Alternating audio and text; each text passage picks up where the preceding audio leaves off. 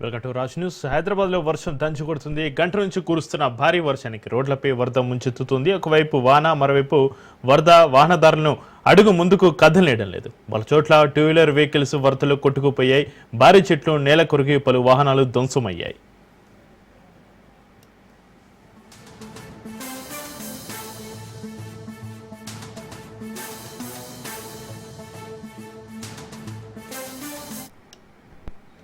హైతనగర్, వనస్థలిపురం, అబ్దుల్లాపూర్ మెట్లలో వర్షం కురుస్తూ ఉండగా దిల్సుఖ్నగర్, చైతన్యపురి, కొత్తపేట్, మీర్పేట్, ఉప్పల్, రామంతపూర్, నాచారం, తార్నాక్లో భారీ వర్షం పడుతోంది. ఇక నాపల్లి, యాబిడ్స్, మలక్పేట్లో దంచి కొడుతోంది.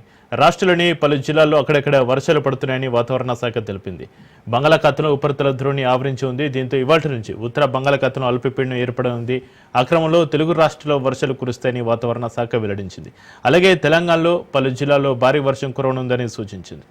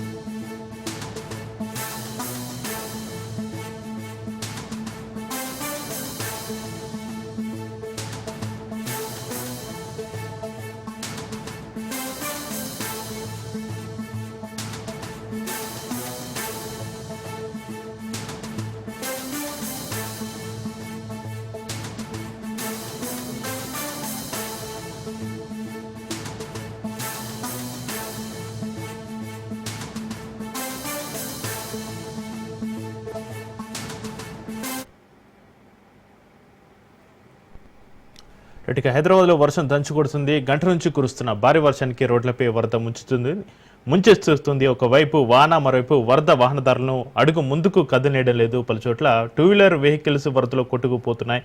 ఇక హైదరాబాద్లో వర్షం సంబంధించి మరింత సమాచారాన్ని మా ప్రతినిధి సైదులు లైవ్లో అందిస్తారు. సైదులు.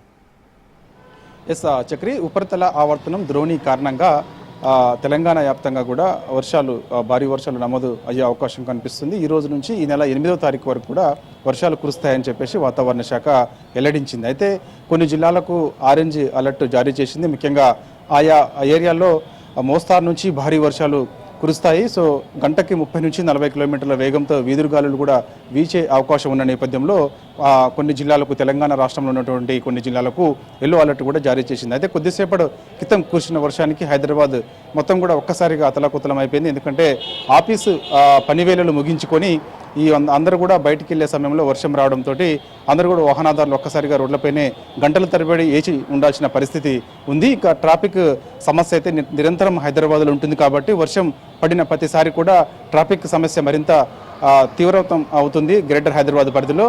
సో దానిలో భాగంగానే ఐటీ ఏరియాల్లో ముఖ్యంగా ట్రాఫిక్ సమస్య పెద్ద ఎత్తున ఉంది. ఇంకా రోడ్లపైన దాదాపుగా ఆఫీసు పనివేళలు 6 గంటలకి ముగించుకొని బయటికి వెళ్తున్న సమయంలో ఒక్కసారిగా హైదరాబాద్లో భారీ వర్షం కురవడంతో ఆయా ప్రాంతాల్లో ఇంకా వాహనదారులందరూ కూడా రోడ్లపైనే వేసి ఉండాల్సిన పరిస్థితి ఉంది. ఇప్పుడిప్పుడే మెల్లమెల్లగా వాహనాలను కూడా కదులుతున్నాయి. అంటే ట్రాఫిక్ సమస్య మొదటి నుంచి కూడా హైదరాబాద్ ఉండే నేపథ్యం, అలానే వర్షం సాయంత్రం వేళ కురవడంతో ఒక్కసారిగా ట్రాఫిక్ సమస్య మరింత పెరుగుతూ వస్తుంది. అయితే తెలంగాణ రాష్ట్ర వ్యాప్తంగా ఈ యొక్క ఉపరితల ఆవర్తనం ద్రోణి కారణంగా ఈ నెల 8వ తారీఖు వరకు కూడా వర్షాలు కురుస్తాయని వాతావరణ శాఖ వెల్లడించిన నేపథ్యంలో కొన్ని జిల్లాలకు ఆరెంజ్ అలర్ట్ కూడా జారీ చేయడం జరిగింది. అయితే ముఖ్యంగా జయశంకర్, భూపాల్పల్లి, అదేవిధంగా హన్మకొండ, వరంగల్, సిద్దిపేట, జనగామ, రంగారెడ్డి, హైదరాబాద్, మేడ్చల్, మల్కాజ్గిరి, ములుగు, కొత్తగూడెం, ఖమ్మం, నల్గొండ, అదేవిధంగా సూర్యాపేట, మహబూబాబాద్, వికారాబాద్, సంగారెడ్డి, మెదక్, కామారెడ్డి, జోగులాంబ, గద్వాల జిల్లాలో ఇక్కడ ఉరుములు మెరుపులతో కూడిన భారీ వర్షాలు కురుస్తాయని చెప్పేసి కూడా వాతావరణ శాఖ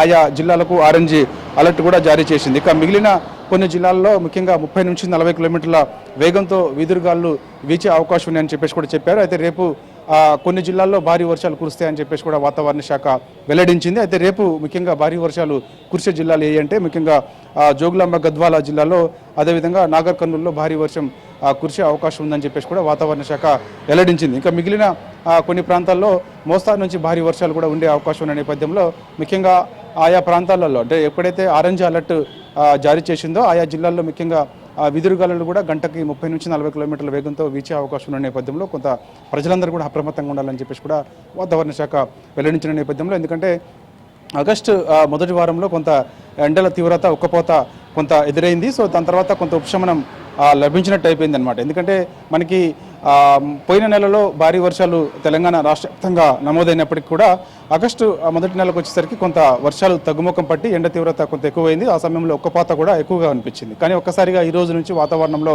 పూర్తిగా మార్పులు కనిపించాయి. ఉపరితల ఆవర్తనం ద్రోణి కారణంగా ఇక ఈ రోజు నుంచి ఈ నెల 8వ తారీఖు వరకు కూడా తెలంగాణ రాష్ట్ర వ్యాప్తంగా కూడా భారీ వర్షాలు కురుస్తాయని చెప్పేసి వాతావరణ శాఖ చెప్పడం, దాంతోపాటుగా హైదరాబాద్లో కూడా ప్రతిరోజు కూడా సాయంత్రం వేళల్లో వర్షం కురుస్తుందని చెప్పేసి మోస్తారు వర్షం కొన్ని ప్రాంతాలలో భారీ వర్షాలు కూడా కురుస్తాయని చెప్పేసి కూడా ఉన్నారు. అయితే ఈరోజు సాయంత్రం కురిసిన భారీ వర్షానికి అక్కడక్కడ చెట్లు కూడా కూలిపోవడం జరిగింది. నిమ్స్ హాస్పిటల్లో అంటే మనకి పంజాగుట్ట ఏరియాలో ఉన్నటువంటి నిమ్స్ హాస్పిటల్లో భారీ వృక్షం ఒకటి వర్షానికి ఒక్కసారిగా కుప్పకూలిపోయింది.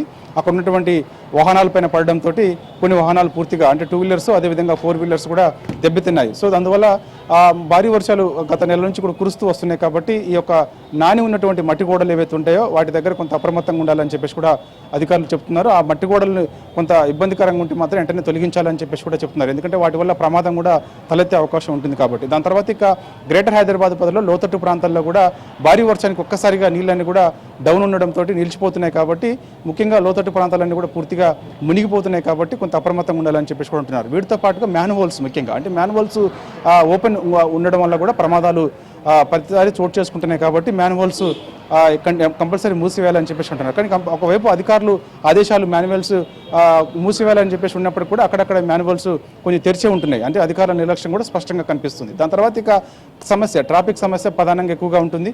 కాబట్టి ఈ యొక్క ఎస్డీఆర్ఎఫ్ అదేవిధంగా ట్రాఫిక్ అదేవిధంగా మిగిలిన హైడ్రా వీళ్ళందరూ కూడా సమన్వయంతో పనిచేసుకుంటే కొంత ఈ యొక్క భారీ వర్షం నమోదైనప్పుడు గ్రేటర్ హైదరాబాద్ పరిధిలో ట్రాఫిక్ సమస్యతో పాటుగా కొన్ని సమస్యలు అంటే ఈ యొక్క లోతట్టు ప్రాంతాలలో ఉన్న వారికి అందరూ కూడా కొంత సమస్యలు తలెత్తాయి. కాబట్టి ఆ సమస్య నుంచి కొంత వారికి ఉపశమనం లభించే విధంగా అధికారులందరూ కూడా సమన్వయంతో పనిచేయాలని చెప్పేసి కూడా హైదరాబాద్ ఇన్ఛార్జి మంత్రి పొన్నం ప్రభాకర్ అధికారులని ఆదేశించారు. కాబట్టి ఆ హైడ్రా కూడా ఒక టోల్ ఫ్రీ నెంబర్ అదేవిధంగా జిహెచ్ఎంసీ కూడా ఒక టోల్ ఫ్రీ నెంబర్ ఇచ్చిన నేపథ్యంలో అత్యవసరమైతే ఖచ్చితంగా ఆ నెంబర్స్ కాల్ చేయాలని చెప్పేసి కూడా అంటున్నారు. ఎందుకంటే కొద్దిపాటి వర్షానికి హైదరాబాద్ ఒక్కసారిగా అతలకుతలమైపోతుంది. కాబట్టి ఎందుకంటే లోతట్టు ప్రాంతాల్లో నీరు ఒక్కసారిగా నిలిచిపోవడం, ఆ నీరు మళ్ళీ అక్కడ నుంచి వెళ్ళిపోయేందుకు కొన్ని గంటల సమయం పడుతుంది. దాని తర్వాత ఇక ఆయా ప్రాంతాలలో కూడా రోడ్లన్నీ కూడా క్లోజ్ చేయాల్సిన పరిస్థితి వస్తుంది. అంటే నిరంతరం ఈ సమస్య కంటిన్యూగా ఉంటూనే ఉంటుంది హైదరాబాద్లో అనమాట. సో అందుకని ఇలాంటి సమస్య ఉంటే మాత్రం ఖచ్చితంగా జిహెచ్ఎంసీ హైడ్రా సమన్వయంతో పనిచేసేందుకు టోల్ ఫ్రీ నెంబర్స్ కూడా గ్రేటర్ హైదరాబాద్ ప్రజలకు ఇచ్చిందనమాట. సో ఏదేమైనా ఈ రోజు నుంచి ఈ నెల 8వ తారీఖు వరకు కూడా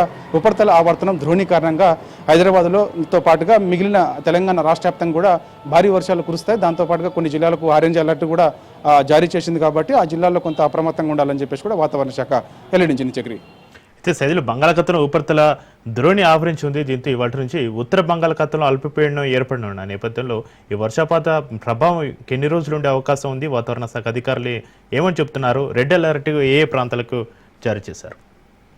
చక్రి అంటే ఈ యొక్క ఉపరితల ఆవర్తనం కారణంగా రెడ్ అలర్ట్ మాత్రం తెలంగాణ రాష్ట్రంలో ఎక్కడ కూడా వాతావరణ శాఖ ప్రకటన చేయలేదు. ఆరెంజ్ అలర్ట్ మాత్రమే కొన్ని జిల్లాలకు ప్రకటన చేసింది. దాంతోపాటుగా ఈ నెల 8వ తారీఖు వరకు కూడా భారీ వర్షాలు నమోదవుతాయని చెప్పేసి కూడా వాతావరణ శాఖ తెలిపింది. అంటే 8 తర్వాత మళ్ళీ వర్షాలు ఉంటాయి కానీ ఒక మోస్తారు వర్షాలు మాత్రమే ఉంటాయని చెప్పేసి కూడా వాతావరణ శాఖ కొద్దిసేపటి క్రితమే ప్రకటన చేసింది. కాకపోతే ఈ రోజు నుంచి ఈ నెల 8వ తారీఖు వరకు కూడా అక్కడక్కడ భారీ వర్షాలు కురుస్తాయి. కాబట్టి కొన్ని జిల్లాలకు ఆరెంజ్ అలర్ట్ కూడా జారీ చేశారు. కాబట్టి ఆయా ఏరియాలో ఉండేవారు కొంత అప్రమత్తంగా ఉండాలని చెప్పేసి కూడా చెప్పారు. అంటే ఆరెంజ్ అలర్ట్ జారీ చేసిన జిల్లాలు ఒక్కసారి చూసుకుంటే మాత్రం మరొకసారి మీకు చెప్తాను. ముఖ్యంగా నల్గొండ అదేవిధంగా సూర్యాపేట, నాగర్ కర్నూల్, జోగులాంబ గద్వాల జిల్లా అదేవిధంగా ఆదిలాబాదు అదేవిధంగా ఖమ్మం ఇలా ప్రాంతాలలో కూడా ఆరెంజ్ అలర్ట్ వాతావరణ శాఖ జారీ చేసింది. అక్కడ భారీ వర్షాలు నమోదవుతున్న నేపథ్యంలో రైతులు కొంత అప్రమత్తంగా ఉండాలి. ఎందుకంటే ఖరీఫ్ సీజన్ కాబట్టి అందరూ వ్యవసాయ పనులు చేసుకుంటూ ఉంటారు కాబట్టి రైతులు.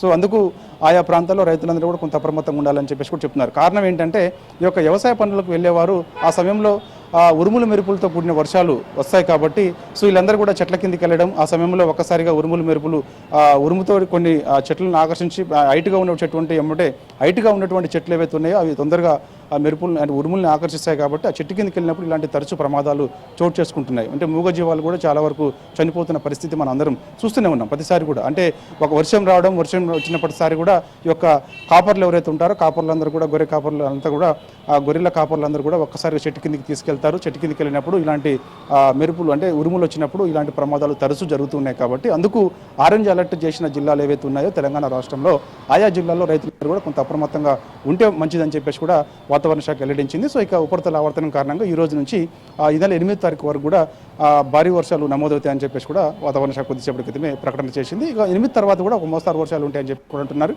ఇప్పటికే మనకి శ్రీశైలం డ్యామ్ పూర్తిగా నిండింది. దాని తర్వాత నాగార్జునసాగర్ డ్యామ్ కూడా పూర్తిగా నిండింది. గోదావరి నుంచి కూడా వరద ప్రవాహం ఎక్కువగా ఉంది. సో ఎక్కడ కూడా మనకి పలాని ప్రాంతంలో వర్షపాతం తక్కువగా ఉన్నదనేది కూడా ఏం లేదు.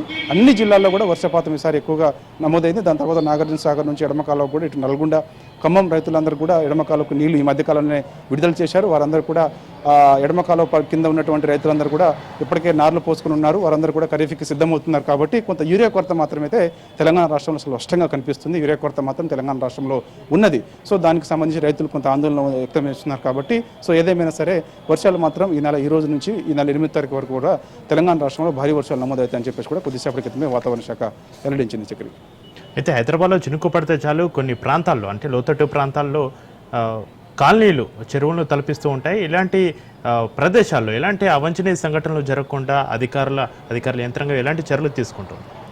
ఎస్ చక్రి వాస్తవంగా హైదరాబాద్లో నిరంతరం కూడా ఈ సమస్య మొదటి నుంచి కూడా తలెత్తుతుంది. అంటే చినుకు పాటితే చిత్తడైద్ది అన్నట్టుగా హైదరాబాద్లో కొద్దిపాటి వర్షానికి కూడా వెంటనే చాలా వరకు లోతట్టు ప్రాంతాలన్నీ కూడా పూర్తిగా మునిగిపోతున్నాయి. ఒక్కోసారి అయితే కొందరు అపార్ట్మెంట్ పరిధిలో ఉన్నటువంటి వారు పూర్తిగా నిండిపోయి కూడా అపార్ట్మెంట్స్లోకి నీళ్ళు రావడం, వారందరూ కూడా బయటికి రాకుండా ఉన్న పరిస్థితులన్నీ కూడా మనం గతంలో చూసాం, ఇప్పుడు కూడా చూస్తున్నాం. అంటే కొంత వారికి సౌకర్యాలు ఏమి ఉంటాయో ఆ సౌకర్యాలు కూడా అవసరమైతే ఎస్డిఆర్ఎఫ్ కూడా కొన్ని బోట్లు వేసుకొని కూడా వెళ్ళి వారికి కొంచెం సౌకర్యాలు కూడా కల్పించిన పరిస్థితి ఉంది. కాబట్టి సో లోతట్టు ప్రాంతాలు మాత్రం పూర్తిగా జలమయమైపోతున్నాయి. కాబట్టి సో ఆయా ప్రాంతాల్లో ఎవరికైతే సమస్యలు ఉంటాయో వారందరూ కూడా హైడ్రాకి కాల్చేయాలని ఈ మధ్యకాలంలో తెలంగాణ కాంగ్రెస్ అంటే తెలంగాణ రాష్ట్రంలో కాంగ్రెస్ పార్టీ అధికారంలోకి వచ్చిన తర్వాత హైడ్రాని తీసుకొచ్చింది. కాబట్టి హైడ్రాకి సంబంధించి టోల్ ఫ్రీ నెంబర్ కూడా ఒకటి ప్రకటన చేశారు. సో ఇలాంటి సమస్య అంటే లోతట్టు ప్రాంతాల్లో మునిగిపోతే వెంటనే కాల్ చేయాలని చెప్పేసి కూడా చెప్తున్నారు. అందువల్ల హైడ్రా అదేవిధంగా ఎస్డిఆర్ఎఫ్ వీళ్ళందరూ కూడా సమన్వయం చేసుకొని ఆ లోతట్టు ప్రాంతాల్లో ఉన్నటువంటి వాటర్ని మోటార్ల సహాయంతో తోడేయడం, తర్వాత ఆయా ప్రాంతాల్లో ఉన్న వారికి ఏమైనా సమస్యలు ఉంటే మాత్రం వెంటనే సౌకర్యాలు కూడా కల్పించాలని చెప్పేసి కూడా ఆదేశాలు ఉన్నాయి. కాబట్టి సో అందుకు ఎప్పటికప్పుడు జిహెచ్ఎంసీ ఎప్పటికప్పుడు దీనిపైన ప్రత్యేక ఫోకస్ పెడుతూ ఆ టోల్ ఫ్రీ నెంబర్ కూడా ఒకటి ప్రకటన చేసిన తర్వాత అలాంటి సమస్య ఎక్కడైతే ఉంటుందో వెంటనే దాన్ని గుర్తించిన తర్వాత ఆ యొక్క వాటర్ లాగింగ్ ప్లేసెస్ ఏవైతే ఉన్నాయో ఆ ప్లేసెస్ అన్ని కూడా గుర్తించిన తర్వాత అక్కడ నుంచి అవసరమైతే గంటల తరబడి కూడా నీళ్ళని కూడా ఆ యొక్క లోతట్టు ప్రాంతాల్లో నిలిచిపోతున్నాయి. దానివల్ల ట్రాఫిక్ సమస్య మెయిన్ అంటే ఈ యొక్క నీళ్లు నిలిచిపోవడం వల్లనే ట్రాఫిక్ సమస్య అనమాట. అంటే అక్కడ ఎంత లోతులో నీళ్లు ఆగి ఉన్నాయి ఏంటి అనేది కూడా క్లారిటీ ఉంటుంది. కాబట్టి వాహనాలన్నీ కూడా ఒక్కసారిగా ఆగిపోయిన తర్వాత వెంటనే ట్రాఫిక్ రెండు వైపులా కూడా పూర్తిగా వాహనాలు నిలిచిపోతాయి. కాబట్టి ఈ సమస్య కంటిన్యూ అవుతుంది అనమాట. సో ఇది ఓన్లీ ఇటు మనకి పంజాగుట్ట, దిల్సుఖ్ నగర్, ఎల్బీ నగర్ ఈ ప్రాంతాల్లో కాకుండా ఐటీ పరిధిలో అయితే మాత్రం మీకు ఆ పరిస్థితి చెప్పనక్కర్లే లేకుండా. ఎందుకంటే కామన్గా అంటే మన రెగ్యులర్గానే ట్రాఫిక్ సమస్య ఐటీ ఏరియాలో ఉంటుంది.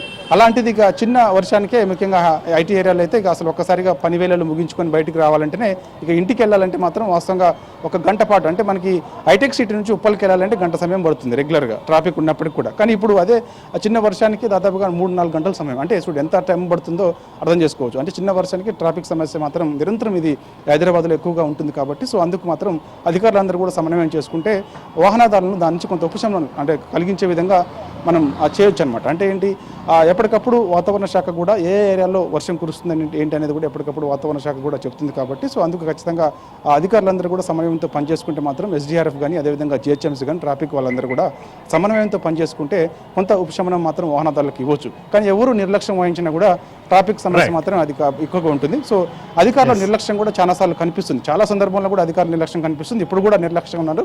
కొద్దిపాటి వర్షానికి ఇప్పుడు ట్రాఫిక్ సమస్య గ్రేటర్ ఎక్కడ నిలిచిపోయాయి. Chakri right, thank you Saidulu.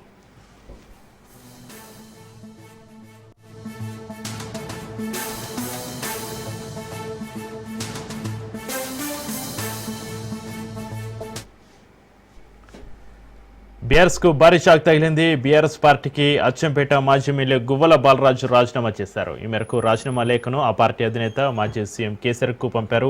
Achampet నుంచి బాలరాజు 2 సార్లు ఎమ్మెల్యేగా విజయం సాధించారు. ప్రస్తుతం గువ్వల బాలరాజు నాగర్ కర్నూలు జిల్లా అధ్యక్షుడిగా ఉన్నారు. మరో 2 మాజీ ఎమ్మెల్యేలు కూడా బీఆర్ఎస్ కు రాజీనామా చేస్తారన్న ఊహాగానాలు అయితే వస్తున్నాయి. మరోవైపు బాలరాజు బీజేపీలో చేరతారన్న ప్రచారం జరుగుతోంది.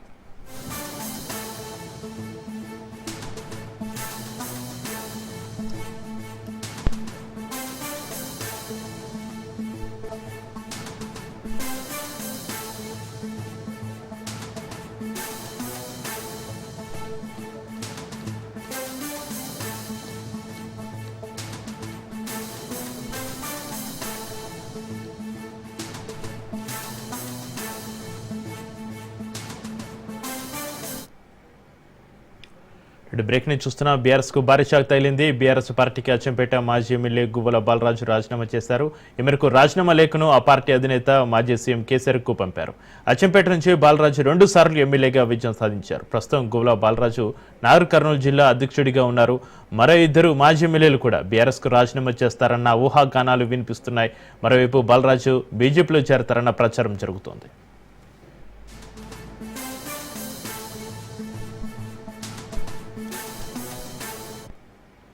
కాంగ్రెస్ పై నిర్మల్ జిల్లా బీజేపీ అధ్యక్షుడు రితేష్ రాథోడ్ ఆగ్రహం వ్యక్తం చేశారు. కాంగ్రెస్ పార్టీ ఎన్నికలు ఇచ్చిన హామీలను అమలు చేయడం లేదని ఆయన విమర్శించారు. రైతులకు రైతు భరోసా పూర్తి స్థాయిలో ఇవ్వలేదని రితేష్ రాథోడ్ ఎద్దేవా చేశారు. పేదలకు సొంతింటి పథకాన్ని సైతం సక్రమంగా అమలు చేయడం లేదన్నారు.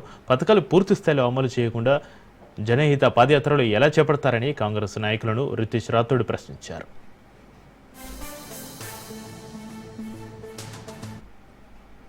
మీనాక్షి నటరాజన్ గారు మరియు పిసిసి అధ్యక్షులు మహేష్ కుమార్ గౌడ్ గారు ఖానాపూర్ నియోజకవర్గ పాదయాత్ర అనే కార్యక్రమం ఏదైతే పెట్టడం జరిగిందో, అయితే ఈ కార్యక్రమం మీరు ఎందుకు పెట్టి అన్న విషయం మీద మీకు ఒక స్పష్టత ఉందా అని అడగడం జరుగుతుంది. మీరు పూర్తిగా రుణమాఫీ చేయలే, ప్రతి రైతుకు రైతు బంధు ఇయ్యలే, ప్రతి మహిళకు 2500 రూపాయలు ఆర్థిక సాయము ఈ రోజు వరకు చేయలేదు. పెన్షన్లు, వికలాంగుల పెన్షన్లు 4000 ఇస్తామన్నారు, ఆ పాత పెన్షన్ కూడా ఇస్తలేరు. వృద్ధులకు 2000 ఇస్తామన్నారు, ఆ పాత 1000 రూపాయలు కూడా ఇస్తలేరు. కనీసము అయితే పేదవాడికి ఇల్లు కావాలి అంటే మీ కాంగ్రెస్ పార్టీ నాయకులు ఇల్లు ఉన్నోళ్లకు 4 ఇల్లు ఇస్తున్నారు. దేని మీద స్పష్టత లేకుండా ఎందుకు ఈ పాదయాత్ర చేపట్టారు అని ఈ రోజు ప్రశ్నించడం జరుగుతుంది. బీసీ రిజర్వేషన్ల మీద మీరు మాకు బీసీ రిజర్వేషన్ మీద చిత్తశుద్ధి ఉంది, బీసీ రిజర్వేషన్లకు మేము 42% బీసీ రిజర్వేషన్లకు బీజేపీ అడ్డుకుంటుంది అంటున్నారు. బీసీలకు మీరు రిజర్వేషన్లు ఇచ్చేటప్పుడు దాంట్లో మైనార్టీలను ఎందుకు, ముస్లింలను ఎందుకు మీరు చేరుస్తున్నారు? ఇది మతపరమైన రిజర్వేషన్ ఇస్తలేము కదా. బీసీ రిజర్వేషన్లకు మా కేంద్ర మంత్రి వర్యులు కిషన్ రెడ్డి గారు కావచ్చు, కేంద్ర మంత్రి వర్యులు బండి సంజయ్ గారు మరియు మా పార్టీ అధిష్టానము, మా పార్టీ ప్రధానమంత్రి, హోంమంత్రి క్లారిటీగా ఉన్నారు. బీసీ రిజర్వేషన్ ఇవ్వడానికి మేము సిద్ధంగా ఉన్నాం. కానీ మీరు 32% ఉన్న బీసీలోకి ఎట్లయినా రిజర్వేషన్ వస్తున్నది, దానికి మీరు 42% అని పెంచి దాంట్లో 12% ముస్లింలను మీరు చేర్చి రిజర్వేషన్ ఇస్తా అనడం ఎంతవరకు సమంజసం? అంటే మీకు స్పష్టత లేదు. వైసీపీ నేత లక్ష్మీ పార్వతి సంచలన వ్యాఖ్యలు చేశారు. సీఎం పదవి కోసం నారావారి ఇంట్లో గొడవలు జరుగుతున్నాయని లక్ష్మీ పార్వతి అన్నారు. చంద్రబాబుని మించిన అవినీతి లోకేష్ చేస్తున్నారని లక్ష్మీ పార్వతి ఆరోపించారు. చంద్రబాబు ప్రచార ఆర్భాటం పాకిస్తాన్కు పాకిందని లక్ష్మీ పార్వతి ఎద్దేవా చేశారు. చంద్రబాబు మోసాలను గ్రహించిన సింగపూర్ ప్రభుత్వం దూరం పెట్టిందని వైసీపీ నేత విమర్శించారు. ఇతనికే చరిత్ర లేదు, కుటుంబంలో గొడవలు ఎక్కువైపోయినాయి. ఈయన్ని లోకేష్ ను ముఖ్యమంత్రిని చేయమని ఒకటే గొడవ ఇంట్లో. అందువల్ల ఏంటంటే ఈయన చెప్పేది ఏంటంటే లోకేష్ ను ముందు కాస్త అందరికి పరిచయం చేసి అతను గొప్పవాడిని చేసి అతనికి ఒక చరిత్రను సృష్టించి అప్పుడు తెద్దాము అనండి. ఇతనికే చరిత్ర లేదు, కొడుకో చరిత్ర సృష్టిస్తాడు. ఆస్కార్ అవార్డు ఇచ్చేంత స్థాయిలో ఈ రోజు చంద్రబాబు నాయుడు గారు అతని కొడుకు నటన ఇంకెందుకులేండి, అంత అద్భుతంగా అంత సహజంగా నటిస్తా ఉన్నారు. వాళ్ళు పరిపాలన చేత కాదు, ప్రజల్ని సర్వనాశనం చేస్తాడు. ఆ రోజు కూడా వ్యవసాయ రంగం నాశనం అయింది, పూర్తిగా పరిశ్రమలు రాలేదు, ఉన్న పరిశ్రమలు పోయినాయి. ఈ ఆంధ్ర రాష్ట్రాన్ని సపరేట్ చేయడానికి విడిపోవటానికి కూడా ఇతనే కారకుడయ్యాడు. ఇక్కడుండేమో మమ్మల్ని వేరు చేస్తారని ఇక్కడ తిడతాడు, అక్కడికి పోయేమో నా వల్లే వచ్చిందని అక్కడ మాట్లాడతాడు. ఈ 2 నాలుకల ధోరణి, ఈ అబద్ధాలు కొనసాగుతూనే ఉన్నాయి. ఆశ్చర్యం ఏంటంటే ఇతను ముఖ్యమంత్రి అయిన తర్వాత పాకిస్తాన్ లో పత్రికలు కూడా ఇతను పొగుడుతూ రాసినాయి. ఇది ఎవరికి అర్థం కానటువంటి విషయం. ఎందుకు పొగుడుతున్నాయంటే వాళ్ళందరికీ కూడా శాలరీ లాగా పంపించారు. పంపించేవాడు డబ్బులు అన్ని దేశాల జర్నలిస్టులు కూడా. అందుకనే 90 దేశాలు నా న్యూస్ అని మొన్న చెప్తా ఉన్నాడే, ఈ 90 దేశాలకు ఇతను డబ్బు జర్నలిస్టులు పంపించాడు అనమాట. సింగపూర్ పర్యటన, ఈశ్వరన్ లాంటి అవినీతి పరుడు ఇతని ఫ్రెండ్, అతనే జైల్లో ఉన్నాడు అరెస్ట్ అయ్యి. అంటే ఇతనెంత పెద్ద అవినీతి పరుడని సింగపూర్ ప్రభుత్వానికి తెలియదా? చక్కగా గుర్తించారు కనుకనే తీసి పడేశారు, మేము ఇన్వాల్వ్ కాలేము అని చెప్పి. అంటే ఎటువంటి సంస్కారంతో ఈ లోకేష్ రాజకీయాల్లోకి వచ్చాడో అర్థం చేసుకోండి. ఇంటిని మించిన అవినీతి పరుడుగా అతను తయారయ్యాడు. రాష్ట్రాన్ని లూటీ చేస్తా ఉన్నాడు అతను ఈ రోజు. మాజీ మంత్రి అనిల్ కుమార్ యాదవ్ విచారణ పూర్తయింది. దాదాపు 6 గంటల పాటు విచారణ కొనసాగింది. ఎమ్మెల్యే భీమిరెడ్డి ప్రశాంత్ రెడ్డిపై మాజీ ఎమ్మెల్యే ప్రసన్న కుమార్ రెడ్డి చేసిన అనుచిత వ్యాఖ్యల కేసులో పోలీసులు అనిల్కు నోటీసులు ఇచ్చారు. ఇదే కేసులో ప్రసన్న కుమార్ రెడ్డితో పాటుగా మరో 4 వైసీపీ నేతలను ఇప్పటికే పోలీసులు విచారించారు. దీనిపై మరింత సమాచారాన్ని మా నెల్లూరు ప్రతినిధి చరిత్ర కుమార్ అందిస్తారు. మాజీ మంత్రి పోలుబోయిన అనిల్ కుమార్ యాదవ్ విచారణ కొద్దిసేపటి క్రితమే ముగిసింది. సుమారు 35 ప్రశ్నలు ఆయనకు సంధించినట్టు కూడా ఆయన తెలియజేశారు. అయితే ప్రధానంగా ఏదైతే రాజుపాలెంలో జరిగినటువంటి, అంటే కోవూరు నియోజకవర్గానికి సంబంధించినటువంటి రాజుపాలెంలో వైఎస్ఆర్ కాంగ్రెస్ పార్టీ శ్రేణులకు సంబంధించి జరిగినటువంటి సమావేశంలో నల్లపరెడ్డి ప్రసన్న కుమార్ రెడ్డి, ఎమ్మెల్యే వేమిరెడ్డి ప్రశాంత్ రెడ్డి పట్ల చేసినటువంటి అనుచిత వ్యాఖ్యలు ఏవైతున్నాయో, అనుచిత వ్యాఖ్యలు చేసినటువంటి క్రమంలో అనిల్ కుమార్ యాదవ్ అదే వేదికపై ఉన్నారు. ఈ క్రమంలోనే అనిల్ కుమార్ యాదవ్తో పాటు మరొక 5గురిని కూడా పోలీసులు విచారించారు. ఇప్పటికే 3 వ్యక్తులు విచారణకు హాజరు కాగా అనిల్ కుమార్ యాదవ్ ఈరోజు విచారణకు హాజరైనటువంటి పరిస్థితి. అయితే ఏదైతే ప్రధానంగా మనం గమనించినట్లయితే అనిల్ కుమార్ యాదవ్ని 26వ తారీఖున విచారణకు రావాలంటూ కూడా పోలీసులు నోటీసులు జారీ చేశారు. అయితే ఆ సమయంలో ఆయన అందుబాటులో ఉండడం లేదంటూ కూడా తన లాయర్ల ద్వారా 30వ తారీఖు వస్తానంటూ కూడా ఆయన సమాచారం అందించారు. 31వ తారీఖు జగన్మోహన్ రెడ్డి జిల్లా పర్యటన నేపథ్యంలో 4వ తారీఖు విచారణకు రావాలంటూ కూడా ఆయనకి ఇవ్వడము, 4వ తారీఖు విచారణకు రావడము, సుమారు 6 గంటల పాటు విచారణ కొనసాగింది. తాను ఏదైతే విచారణకైతే మాత్రం పూర్తిగా అన్ని ప్రశ్నలకు కూడా ఏదైతే నాకు తెలిసిన వాటికి తెలుసని, తెలియని వాటికి తెలియదని కూడా సమాధానం ఇచ్చానని, ఏదైతే ఉద్దేశపూర్వకంగా ప్రసన్న కుమార్ రెడ్డి చేసినటువంటి వ్యాఖ్యలు ఏవైతే ఉన్నాయో వాటికి తనకి సంబంధం లేదంటూ కూడా, అంటే వాటికి సంబంధించినటువంటి ఏదైతే కొన్ని ప్రశ్నలు వాటిలో సంధించారు. ఈ ప్రశ్నల్లో పిహెచ్డి అంటే ఏంటి, లేకపోతే బోరుబావ్ అంటే ఏంటి, ఇలా ఏదైతే ఆయన అనుచిత వ్యాఖ్యలు చేశారో వీటిల్లో పిహెచ్డి అంటే అదొక గ్రాడ్యుయేషన్ అంటూ కూడా చెప్పానని, బోరుబాయ్ అంటే తను ఏ ఉద్దేశంతో మాట్లాడో తనకు తెలియదని నవ్వినటువంటి దానికే నన్ను కేసులు పెట్టడం ఎంతవరకు సమంజసమని, ఇది ఖచ్చితంగా కూడా కూటమి ప్రభుత్వం ఒక ఉద్దేశపూర్వకంగా వ్యవహరిస్తున్నట్టు కూడా అనిల్ కుమార్ యాదవ్ తీవ్ర విమర్శలు చేశారు. రాబో రోజుల్లో కూర్చున్నా నిలబడినా కూడా కేసులు పెడతారంటూ కూడా ఆయన ప్రశ్నించిన పరిస్థితి. రేపు ప్రభుత్వాలు మారుతాయని, ప్రభుత్వాలు మారినప్పుడు ఖచ్చితంగా కూడా మేము కూడా కూర్చుంటే నిలబడితే ఇంకొక నవ్వినానికి దానికి కూడా కేసులు పెడతామంటూ కూడా అనిల్ కుమార్ యాదవ్ వ్యాఖ్యానించిన పరిస్థితి అయితే ఉందని చెప్పాలి. ఏదేమైనప్పటికీ కొద్దిగా సుమారు 6 గంటల పాటు కొనసాగినటువంటి అనిల్ కుమార్ యాదవ్ విచారణ, అనిల్ కుమార్ యాదవ్ను అరెస్టు చేస్తారు అంటూ కొంత ఊహాగానాలు నేపథ్యంలో ఎక్కడ కూడా అలాంటి ఘటన జరగకుండా 6 గంటల తర్వాత అనిల్ కుమార్ యాదవ్ విచారణ పూర్తి చేసుకుని కిందకి రావడంతో వైసీపీ శ్రేణులు ఆయన కోసం ఆనందంతో అయితే మాత్రం విజేస్తున్న పరిస్థితి. ఆయనకి హారతులు పడుతూ దిష్టి తీస్తూ కూడా ఆయన స్వాగతం పలుకుతూ కూడా ఆయన నివాసం వద్దకు కూడా వైసీపీ శ్రేణులు, ఆయన అభిమానులు తీసుకెళ్లిన పరిస్థితి అయితే ఉందని చెప్పాలి. కెమెరామెన్ భరత్తో చరిత్ర కుమార్, రాజ్ న్యూస్, నెల్లూరు డిఎస్పీ కార్యాలయం నుండి. ఖమ్మం జిల్లా కల్లూరు గిరిజన హాస్టల్లో 10 మంది విద్యార్థులు అస్వస్థతకు గురయ్యారు. ఉదయం కిచడి తిన్న తర్వాత కడుపు నొప్పితో 10 మంది విద్యార్థులు బాధపడుతున్నారు. కల్లూరులోని ప్రభుత్వ హాస్పిటల్కు తరలించి విద్యార్థులకు చికిత్స అందిస్తున్నారు వైద్యులు.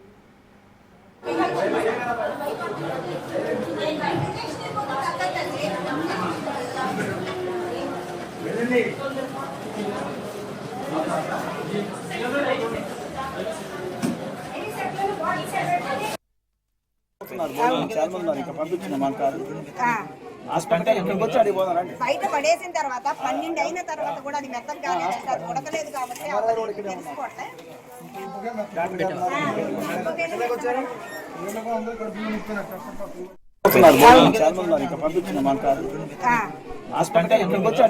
బయట పడేసిన తర్వాత 12 అయిన తర్వాత కూడా అది మెత్తగా కాలేదు, అది ఉడకలేదు కాబట్టి తెలుసుకోవట్లే.